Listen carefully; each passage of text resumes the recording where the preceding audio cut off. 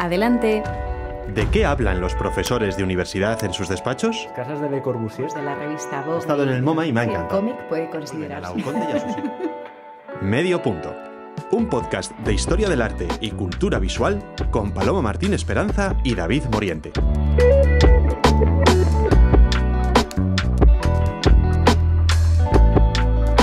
Bueno, hoy ha venido a Medio Punto Jorge Lices Ocón. ¿Qué tal, Jorge? Muy bien, Paloma. Encantado de estar aquí y, bueno, feliz por vuestra invitación. La verdad es que a mí también me hace mucha ilusión que estéis aquí porque hay que decir que, bueno, pues tú eres científico en el Instituto de Historia del CSIC, que eres Ramón y Cajal, contratado Ramón y Cajal, que es un contrato de investigación muy prestigioso, que llevas ya 2 años allí. Voy terminando el tercero. Terminando el tercero Este año ya. termino el tercero. Bueno, y entonces hay que decir, como comentaba, ¿no?, que tú y yo pues nos conocemos ya de hace mucho tiempo porque compartimos despacho cuando éramos los dos becarios de investigación de doctorado. Sí. Y bueno, pues me alegro de verdad de cómo ha ido todo, ¿no?, en tu carrera investigadora, cómo está yendo y los grandes proyectos que tienes. Y de eso precisamente pues quería que hablásemos hoy, Jorge, porque tú tienes una visión de la historia del arte muy transversal. Ahora mismo eres IP del proyecto Spolia Omeyas. Y cuéntanos un poquito de qué va este proyecto y a ver si poco a poco podemos ir desgranando el tema que tenemos hoy entre manos, que es muy interesante. Vale, pues bueno, pues el proyecto Spolia Omeyas surge, yo diría que de una obsesión, que es mi obsesión, ¿no? Un poco por estas piezas reutilizadas. Me interesa mucho la reutilización, es decir, las cosas que no están donde en principio deberían estar. Entonces, con esto, que en principio siempre ha sido como un obstáculo un poco, ¿no? Siempre hemos tenido la tendencia de ponerlas en su lugar de origen, es decir, ya sea por el contexto cronológico en el que está hecha la pieza o por el contexto cultural al que la podemos ascribir, pues llevarlo un poco al sitio donde en principio debería estar, pero no hemos mirado tanto a dónde está y por qué está, ¿no? Y qué está haciendo en ese lugar, cuál es el papel que está desempeñando. Entonces, el proyecto Spolia Omeyas se centra en una serie de piezas que son piezas reutilizadas, en concreto capiteles omeyas, capiteles que elaboraron en los talleres califales de Córdoba y de Medina Zahara, unas piezas espectaculares. Y que se encuentran yo diría que en casi todos los sitios, porque se encuentran en mezquitas, pero también en iglesias, en monasterios, están repartidas por todos los museos del mundo, son piezas muy codiciadas y a partir de ahí ese es como el hilo conductor a partir del cual pues se pueden investigar un montón de cosas. O sea, hablamos de reutilización del arte omeya en otro tipo de contextos y en otras cronologías, ¿no? Por lo tanto, tú vas saltando no solamente de territorios donde, bueno, pues van moviéndose esos objetos, sino también de épocas. ¿Podemos encontrar, por ejemplo, capiteles omeyas o vosotros habéis identificado en edificios de época moderna? Ahí en edificios de época moderna, o sea, si vas por las calles de Córdoba, pues ahí tienes un museo al aire libre lleno de capiteles, hoteles, restaurantes, básicamente donde quieras. Te puedes estar tomando un salmorejo y al lado tienes un capitel enorme con una inscripción árabe que te dice que esa pieza fue hecha que fue hecha para el califa, seguramente para un edificio muy, muy, muy relevante, y ahora la tienes ahí al lado un poco. Entonces, un poco el proyecto pretende eso, ¿no? Dar relevancia a estas piezas y rastrearlas, y no está siendo fácil, ¿eh? O sea, vosotros ponéis el foco ya no solamente en la pieza, ¿no?, sino realmente en el por qué está ahí y qué nuevo valor ha alcanzado pues ese elemento arquitectónico sacado de contexto, ¿no? Me parece, la verdad, que es súper interesante. Vamos a centrarnos un poquito, si quieres, en el tema, explicándolo primero, aunque sea, bueno, pues ya de cultura general, pero conviene, yo creo, recordar quiénes son los omeyas y cuáles son sus grandes obras de arte, ¿no? O en qué se caracteriza su estilo. Pues, a ver, los omeyas son una dinastía que se estableció en Al-Ándalus, en la península ibérica, después de la conquista árabe del 711. Entonces, en un momento dado, un príncipe omeya pues se establece, llega desde Oriente, ¿no?, en un periplo un tanto como una odisea, y consigue establecerse en la península ibérica, funda o refunda una dinastía, ¿no? Y a partir de ahí comienza la construcción de un Estado, de una legitimidad, de un programa decorativo, podríamos decir, ¿no? Y un programa político también, ¿no? Y en ese contexto hay una serie de obras que el público reconoce muy fácilmente, ¿no? La Mezquita de Córdoba o Medina Zara, que son quizás, yo diría, pues los emblemas, ¿no?, que nos legaron de alguna manera al presente, ¿no? Esa cultura visual se ve muy claramente ahí en esos dos lugares. Porque, Jorge, tú empezaste a estudiar estos temas a raíz del máster, ¿no? El máster que realizaste en estudios de la antigüedad y luego después en el doctorado, y como fruto de estos estudios doctorales emanó un libro que es, bueno, pues hoy en día un libro de referencia y que publicó la Universidad de Sevilla, que se titula Antigüedad y legitimación política en la Alta Edad Media peninsular, y donde precisamente lo que estudias sigue siendo esta idea, ¿no?, de cómo se han utilizado y reutilizado materiales arquitectónicos, en este caso romano, dentro del mundo omeya. A mí, bueno, esto me interesa muchísimo. Lógicamente son temas que tú y yo realmente compartimos, ¿no? Metodología, sí. Y hemos hablado muchas veces de esto. ¿Cómo es posible que los omeyas se fijaran en los romanos, ¿no? Porque tendemos a pensar que son dos mundos separados. Siempre vemos al mundo romano y a la Edad Media peninsular cristiana como Occidente frente al Oriente, que serían los bárbaros, ¿no? En cambio, aquí vemos la unión de dos culturas aparentemente ajenas, como es la cultura romana y la cultura omeya, que va a influir realmente, ¿no?, en las corrientes de legitimación política. ¿En qué se concreta todo esto? ¿Cuál es el centro de la cuestión?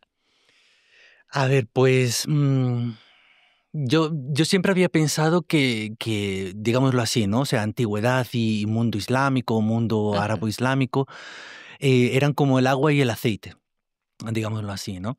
Pero en el máster, con la asignatura de legado que tuvimos con nuestra directora de tesis, Gloria Mora, pues comprobé que la antigüedad era un elemento transversal, es decir, funcionaba y estaba en muchos lugares, ¿no? Entonces, de alguna manera yo creo que ahí surgió o mi cabeza hizo clic, y el clic venía porque, habiendo estudiado en Málaga, donde yo hice la carrera de historia, pues solía ir a la Alcazaba de Málaga. Y ahí hay espolia, ahí hay material reutilizado. En concreto hay unas columnas estriadas que están colocadas en los flancos de las puertas de entrada, ¿no?, al recinto que son militar. Romanas. Son romanas, seguramente del teatro, aunque habría que ahondar todavía más en ello, ¿no? Pero eso estaba ahí en mi mente, ¿no? Entonces, para mí eso era un testimonio de que de alguna manera no eran agua y aceite. O sea, en ese caso concreto se habían juntado, ¿no? ¿Y por qué se habían juntado en ese momento? Y hay otros casos donde se juntaban, ¿no? Y el por qué en realidad se juntan mucho más de lo que pensábamos. Pues a raíz de ahí comencé a investigar, ¿no? Había algunas cosas que estaban más claras, otras que no estaban tan claras, y luego fui encontrando cosas que son alucinantes y que siguen siendo para mí todavía pues cosas por desvelar, ¿no? Como, por ejemplo, el conjunto de sarcófagos romanos, de estatuas romanas, de material romano, en definitiva, que hay en Medina Zahara, ¿no? O sea, una capital, una ciudad palatina, ¿no?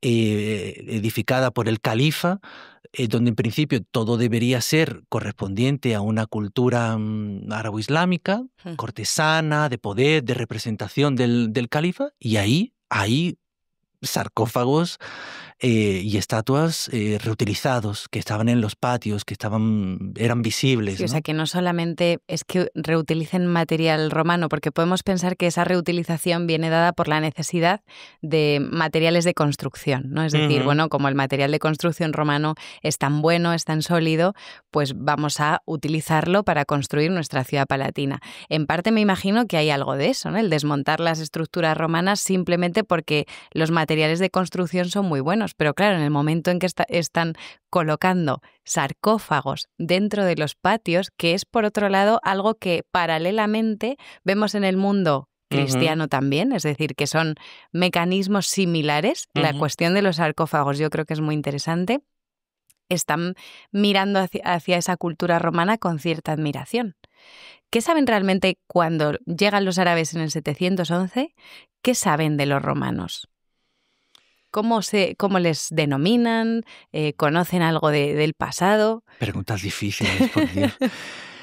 Pues yo creo que saben más de lo que pensamos.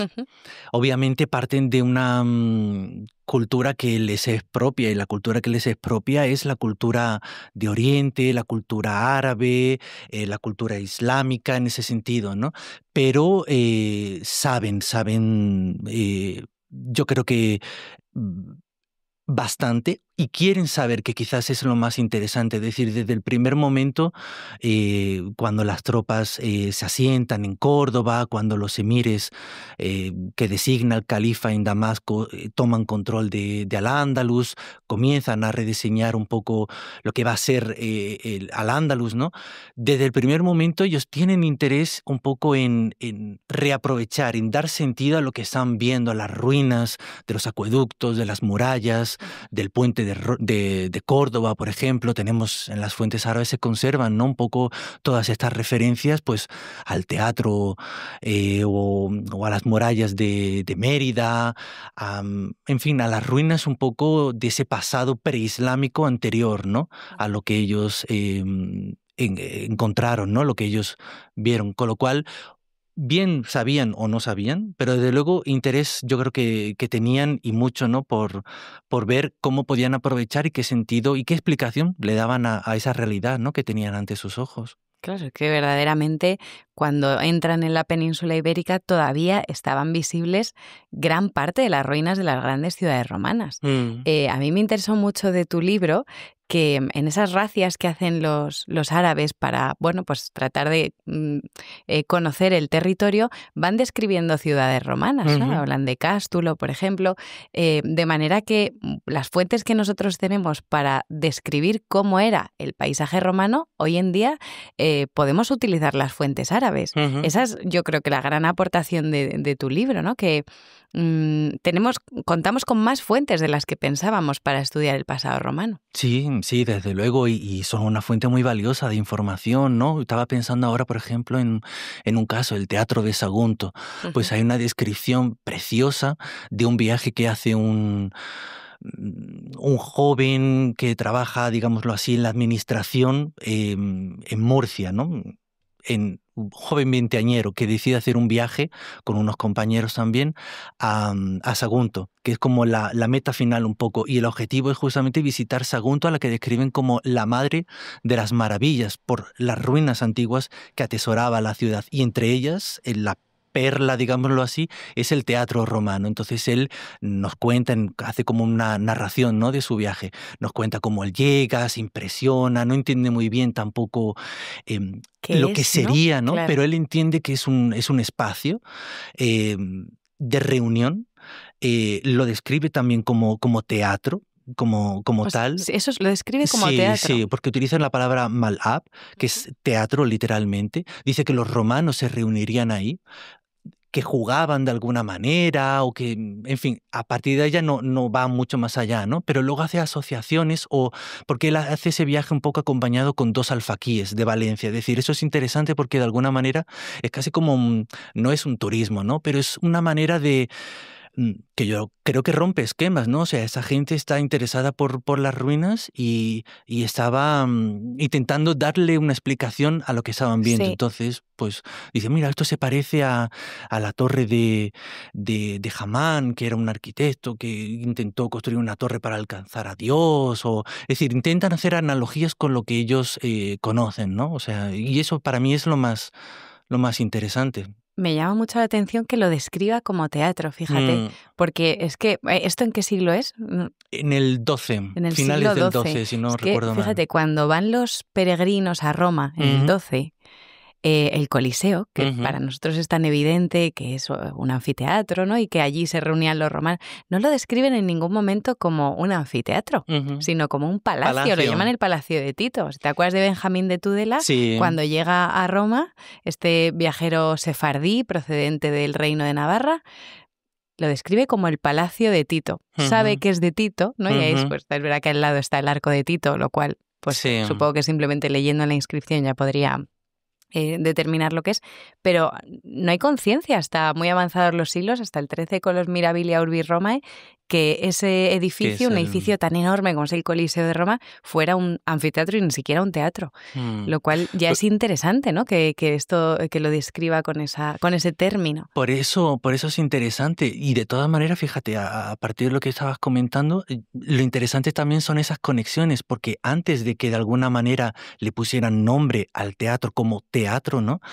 Lo denominaban como palacio. También, Palacio. Exactamente. Sí, hay autores a lo mejor anteriores, del 10 o del 11, lo denominan como un palacio suspendido en la montaña, ¿no? De alguna manera. Con lo cual, en realidad hay yo diría como un sustrato, ¿no? Compartido, un poco de admiración, de necesidad un poco de ponerse en relación con esas ruinas del pasado. Y estoy hablando tanto de cristianos como musulmanes y judíos, claro. Es que sí, es verdad que es curioso porque coincide en cronología, ¿no? O sea, no son fenómenos aislados. No estamos viendo un mundo islámico que vaya por un lado y el cristiano por otro. Al contrario, claro. De hecho, podríamos hablar también de lo que ocurre con los textos. Ahí tenemos todo el averroísmo, ¿no? Con las escuelas aristotélicas que son las que permiten la entrada de estos textos griegos en el mundo cristiano.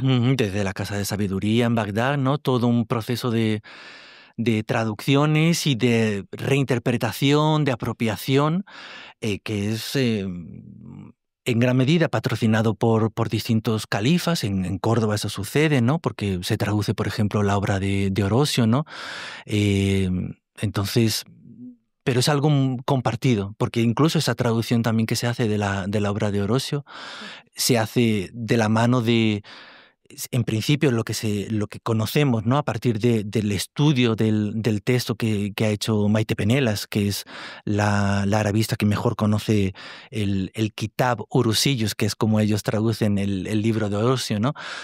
Es una obra hecha por un cristiano y un musulmán, ¿no? Que de la mano colaboran. Exactamente, colaboran en esa traducción para, bueno, pues uno corrige unas cosas, otro traduce, adapta el texto para que cobre sentido en la Córdoba del siglo X. Y esta colaboración, aunque con un mecanismo distinto, pero la vemos con los textos aristotélicos en el momento en el que lo que se traduce en Toledo, en la Escuela de Traductores, es el corpus averroísta, es decir, son las tesis que ha transmitido la Escuela de Averroes y que del árabe al latín se traducen en Toledo y luego del latín pasan a toda Europa.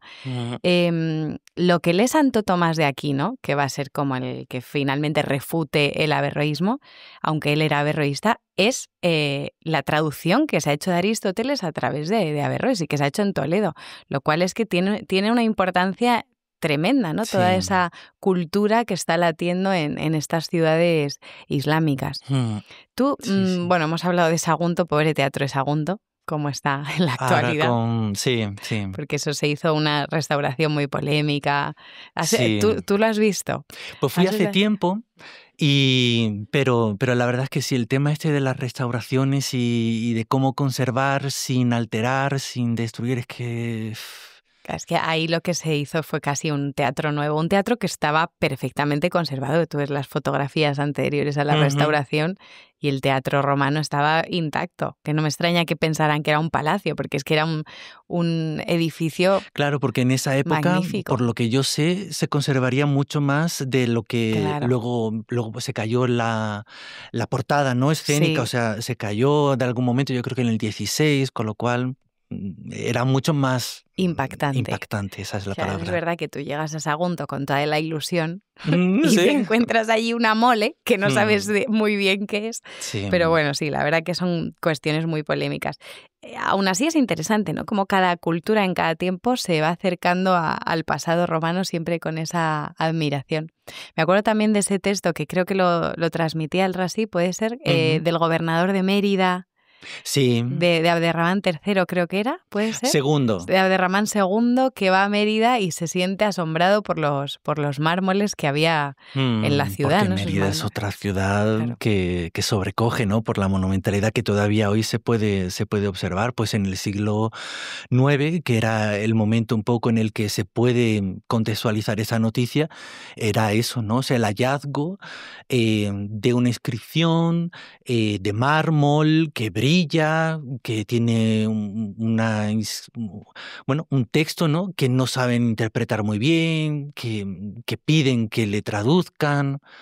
Y a partir de ahí un poco toda la recepción de esa inscripción también, de cómo ellos, eso quizás es demasiado, ¿no? Pero cómo ellos están utilizando la epigrafía árabe, fijando o poniendo la inscripción fundacional de la Alcazaba de Mérida, que se construye en esos momentos, ¿no? Como de alguna manera es un eco, quizás, ¿no? Pero a mí me gustaría pensar que lo es, ¿no? Un eco un poco de estas inscripciones romanas que se encuentran, ¿no? Y la majestuosidad y la monumentalidad, y a partir de esa estética de las capitales latinas, ¿no? Copiar eso, ¿no? Como un mensaje de poder, ahora en ese caso por parte del emir de Córdoba, el emir Omeya, ¿no? O sea que hablamos de una mirada hacia la arquitectura, hacia la epigrafía, y yo, claro, ahora me pregunto otra cosa, y es ¿qué pasa con las estatuas? ¿Qué pasa con las esculturas? Porque claro, el mundo anicónico, como es el mundo árabe, donde en el arte islámico no hay representaciones de la figura humana, ¿no? Las hay. Pero sí que es un tema controvertido, es decir, digamos que el mundo islámico tolera la imagen figurada, pero la tolera en ciertos aspectos o en ciertos contextos, y sobre todo la restringe o la prohíbe en contextos, digamos, más religiosos, ¿no? Pese a ello, en realidad, nosotros lo sabemos bien, aunque la teoría sea una cosa, la práctica va por otra. Es otra cosa. Y lo que encontramos es muchos cambios. Es decir, hay yo diría que un amplio abanico en las formas de entender, de responder a la imagen figurada, y a lo que a mí más me interesa, a la escultura romana, sea sarcófagos o estatuas, ¿no? Porque, bueno, pues leyendo, investigando un poco, hay un montón de casos. Medina Zahara, yo creo que es un caso paradigmático, ¿no? Por la cantidad. Para estudiar el fenómeno, digamos, Sí. que en su globalidad, no solo con los restos arquitectónicos. Porque encontramos en todo el mundo árabo-islámico, en época medieval, moderna, contemporánea, ¿no? Ese peso, ese papel de la escultura romana. Pero lo curioso es que en Medina Zahara hay una cantidad muy grande, unas piezas muy significativas y una disposición, es decir, estas piezas se colocan de una manera muy interesante y con una narrativa para ser por vistas detrás. Dentro de un programa ideológico o cultural, al menos. Mi impresión es que forman parte de esta cultura cortesana, de esta narrativa de legitimación de poder. Es decir, no son ese elemento exógeno, extraño para la cultura andalusí del siglo X. Más bien al contrario, es un elemento que ha sido integrado,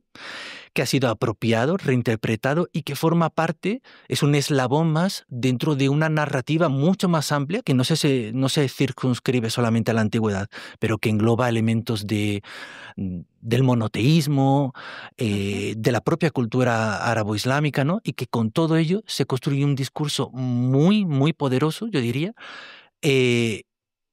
a nivel de...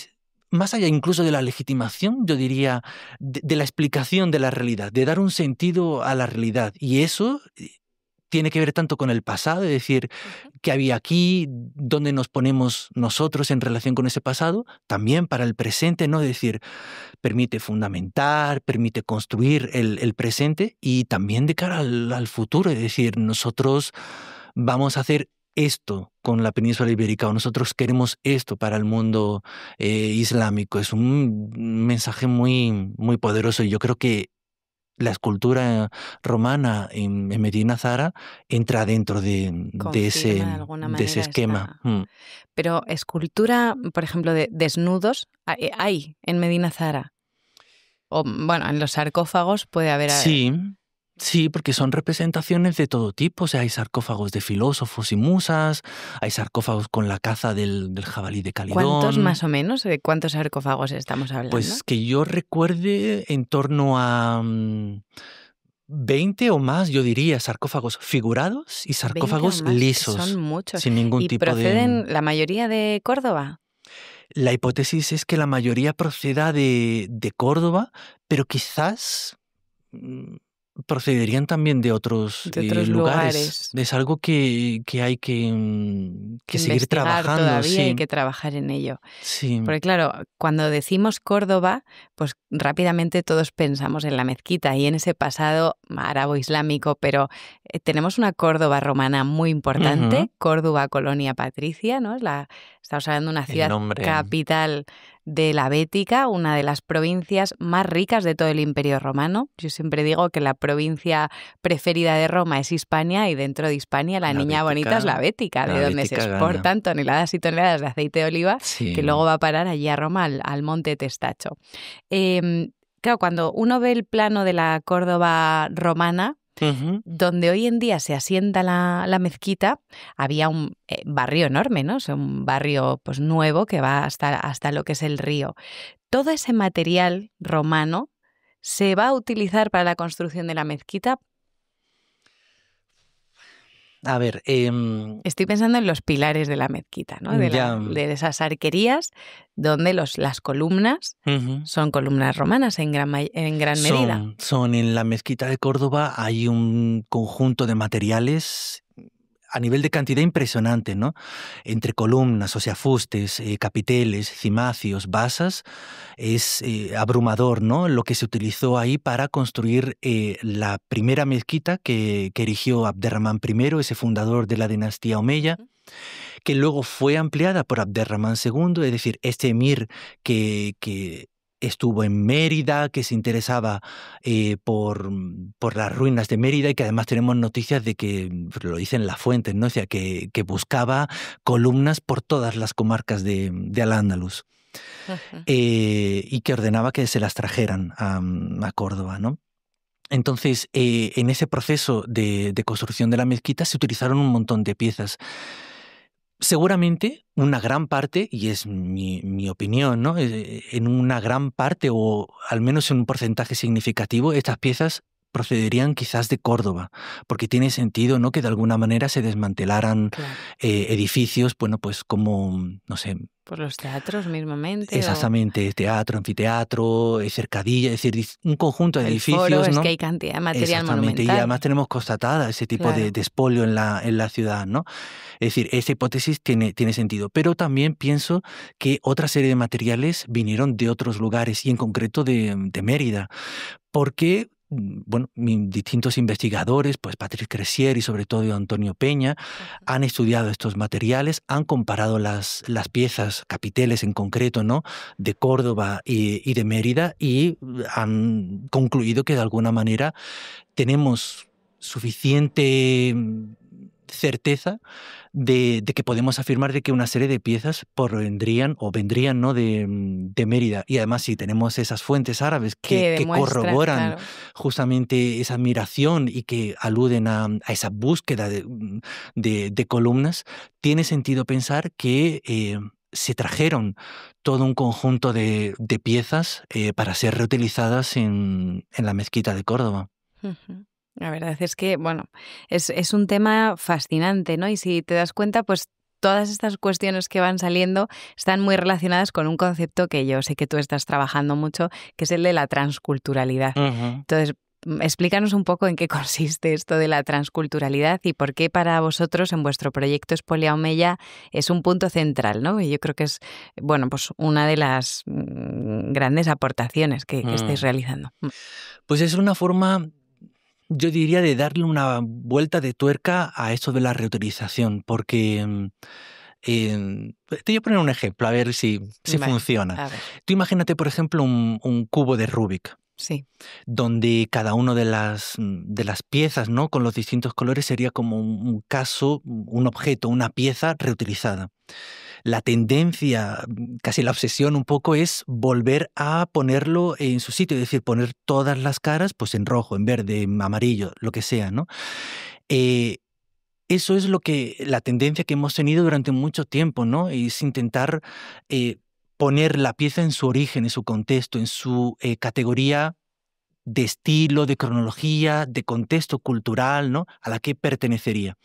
Pero claro, la imagen que tenemos es justamente esa, la imagen abigarrada, diversa, compleja, de un montón de piezas de distintos colores al mismo tiempo en el mismo lugar, ¿no? Eso es lo que me interesa. A mí no me interesa volver las piezas del cubo de Rubik, es decir, resolver el enigma, sino decir, ¿y por qué está así? ¿Qué ha pasado aquí?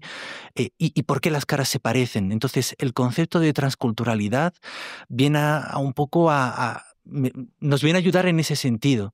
Es decir, hay una serie de piezas que son reconocibles porque tienen una serie de características y se reconocían como tal. Es decir, un capitel romano pues es un capitel romano porque está hecho en mármol. Es decir, reúne una serie de características, igual que, por ejemplo, una pieza andalusí puede ser reconocida como tal porque tiene epigrafía árabe o alude al califa, por ejemplo, ¿no? Entonces, a partir de esos elementos que son indicadores culturales, digámoslo así, que definen una pieza, lo que a mí me interesa es que estas piezas están en un contexto completamente diferente a nivel cronológico y cultural. Están reutilizadas en otro contexto. Por ejemplo, hay un capitel omeya, andalusí, que seguramente fue realizado en Córdoba, en Medina Zahara, en los talleres del califa, que pertenecería a un edificio sumamente importante. Bueno, pues este capitel está en la catedral de Pisa, en el Duomo de Pisa. ¿En la catedral?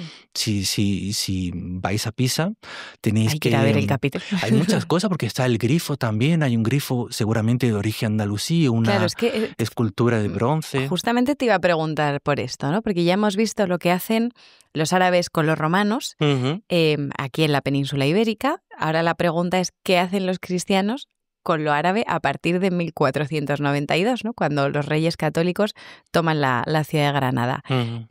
¿Cómo se reacciona hacia el patrimonio andalusí? Al menos en lo que es los primeros momentos.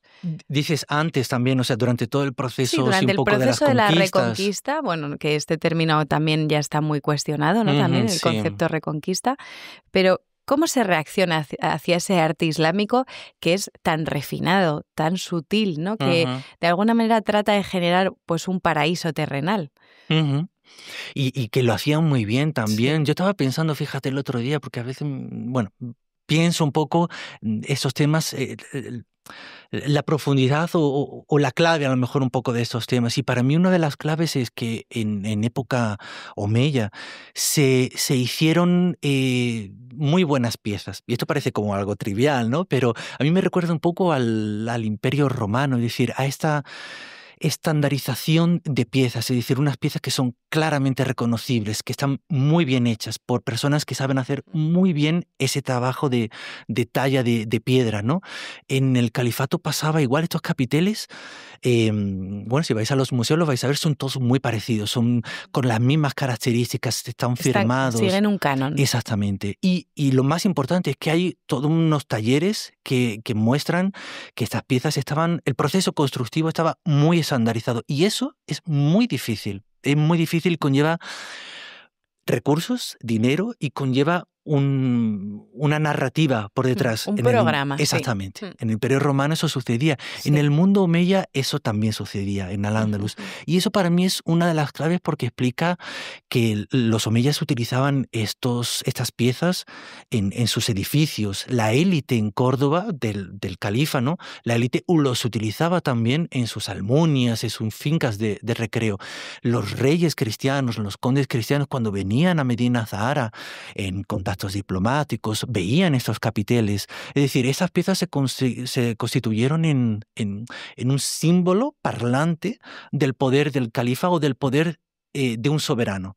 Y a partir de ahí, simplemente por eso, pero obviamente también, ¿no? por el material en el que están hechos, porque son piezas bonitas o sí, estéticamente, ¿no? Llamativas. Por esos motivos se reutilizaba esos capiteles omeyas, ¿no? de distintas formas, es decir, a ver, como un elemento simplemente pragmático, material o estético, es decir, es un capitel bonito, pues lo utilizaban, ¿no?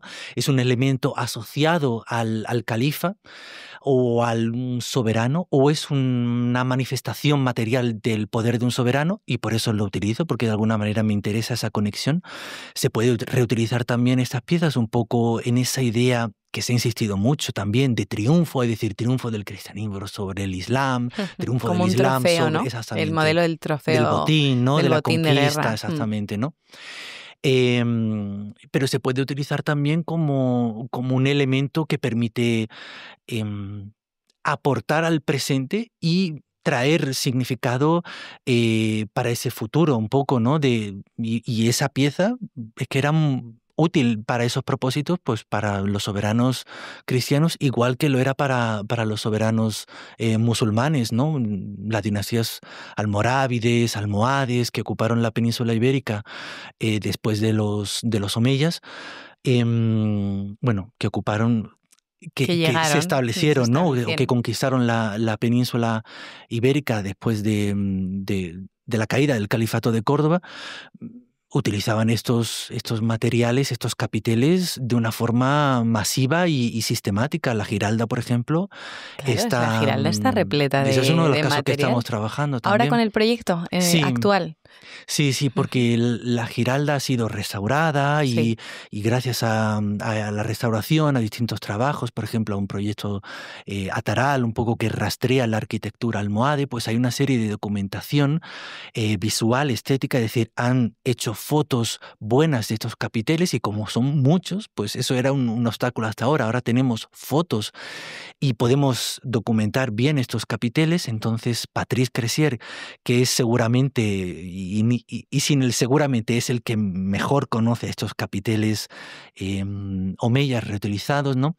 Pues él está haciendo un estudio de estos capiteles reutilizados, y la idea es sacar un libro que ofrezca una nueva visión de la Giralda almohade, de ese alminar bueno. almohade, porque si bien reutilizaban estos capiteles, en la base, en los cimientos de esa Giralda, hay inscripciones romanas que se pueden ver. O sea que si la gente quiere pasarse por Sevilla, vale la pena echarle un vistazo ahí a esas inscripciones romanas que están justamente en los ángulos de la Giralda, ¿no? Entonces, eso también es un elemento que trae transculturalidad. Sí. A la mezquita, ¿no? Al alminar. Porque no se esconden, además, ¿no? O sea, que son colocados en un lugar concreto, visible y se combinan, claro. Que para mí eso también es muy interesante, ¿no? Se combinan con materiales nuevos, podemos decir. Sí. Pues esperaremos con mucha atención la publicación de ese libro. A ver, sí. Vamos ya a ir cerrando este episodio, porque realmente podríamos hablar mucho y vamos a seguir hablando en otro episodio posterior, pero sí que no quería pasar sin preguntarte por la Alhambra. También en Granada, en esa época nazarí, se percibe ese peso del pasado de la península ibérica, materializado a través de estos mecanismos de transculturación que estamos hablando. ¿Se materializa de alguna manera el peso del pasado en la construcción de la Alhambra? Bueno, digamos, yo te contestaría como por dos formas, ¿no? A nivel arquitectónico, decorativo, yo diría que es indudable que la Alhambra no surge, digámoslo así, de la nada, ¿no? Sino que bebe, o es el reflejo, el producto, ¿no?, de todo un proceso constructivo, ¿no?, que se origina, digámoslo así, en el 711, ¿no? Y que bebe incluso de elementos anteriores. Por ponerte un ejemplo, la decoración floral, vegetal, ¿no?, de los atauriques, que domina toda la Alhambra, el patio de los leones con la fuente de los leones, es decir, la representación figurada, el peso de la epigrafía árabe o la geometría de la Alhambra, esos elementos están en Medina Azahara, por ejemplo, ¿no? Que hay una continuidad. Sí, y en Medina Azahara hay elementos tanto de Oriente, tanto de los palacios abasíes, como del propio mundo oriental, romano, bizantino, tardoantiguo. Entonces, La Alhambra sería como el elemento que de alguna manera aglutina todos estos elementos. Y luego hay piezas materiales, ¿no? que son, digamos, el hilo conductor, ¿no? Hay, por ejemplo, pues una pila, que servía como fuente, ¿no? Decorada con distintos motivos figurados, que fue elaborada en época amirí, es decir, ya en el periodo más posterior, tardío, ¿no? del Califato de Córdoba. Esa pila proviene de Córdoba, fue reutilizada en época taifa, es decir, en el siglo XI, por un rey taifa, ¿no? Que se la trajo de Córdoba, y ya en el siglo XIV, si no estoy equivocado, en época nazarí, ¿no? Muhammad III, el sultán nazarí, vuelve a reutilizar esta misma pila. Y esto lo sabemos por una inscripción árabe que hay en la pila, que narra todo este recorrido de la pila, es decir, construye, no sabemos si es realidad o no, parece que cobra sentido, ¿no? Tiene sentido, pero es el nexo de unión que justamente lleva a la Alhambra y época nazarí a la Córdoba del siglo X. Me parece, fascinante. O sea, con ese ejemplo creo que llegamos al cenit de esta conversación. Posiblemente, y aquí vamos a cerrar y lo vamos a dejar, si te parece, para el siguiente episodio, nuestros oyentes quizás se están preguntando qué pasa hoy en día con el pasado y con la contemplación del pasado dentro del mundo árabe. Y como tú has escrito un libro que de alguna manera recoge estas cuestiones, yo creo que merece la pena, si te parece bien a ti, Jorge, sí. que pospongamos eso para otra conversación. Estupendo, sí, me parece estupendo, sí. Pues muchas gracias. Gracias a ti.